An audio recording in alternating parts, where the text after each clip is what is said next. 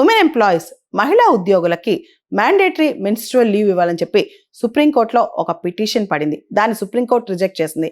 ఒకవేళ గనక మహిళలకి ఖచ్చితంగా మెన్స్ట్రువల్ లీవ్ ఇవ్వాలని చెప్పి మనం గనక ఆదేశిస్తే అది వాళ్ళ పట్ల వివక్షాపూరితంగా మారే ప్రమాదం ఉందని చెప్పి కూడా సుప్రీంకోర్టు హితవు పలికింది. మనం చూస్తే అప్పుడు చాలా కంపెనీస్ మహిళలకు ఉద్యోగాలు ఇవ్వడానికి ఇష్టపడవు.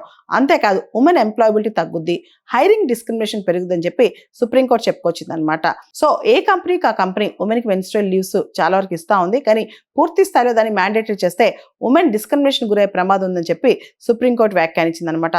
అయితే జెండర్ సెగ్రిగేటెడ్ టాయిలెట్స్ కావచ్చు, అవేర్నెస్ క్యాంపెయిన్స్ కావచ్చు, ఫ్రీ శానిటరీ నాప్కిన్స్ కావచ్చు, వీటి మీద దృష్టి పెట్టాలని చెప్పి కూడా సుప్రీంకోర్టు చెప్పుకొచ్చింది. ఒకవేళ కనుక మ్యాండేటరీ మెన్స్ట్రువల్ లీవ్ ప్రమోట్ చేస్తే కనుక ఉమెన్కి కూడా ఆత్మ న్యూనతా భావం, మేము మ్యాన్ కన్నా తక్కువ, మేము వాళ్ళతో ఆన్ పార్ కాదు అనే భావన వచ్చే అవకాశం కూడా ఉంది.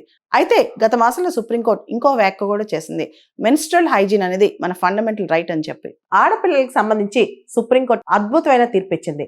మెన్స్ట్రువల్ హైజీన్, మెన్స్ట్రువల్ హెల్త్ అనేది ఒక ప్రాథమిక హక్కు అని, అది ఆర్టికల్ 21లో భాగం అని చెప్పి సుప్రీంకోర్టు చెప్పింది.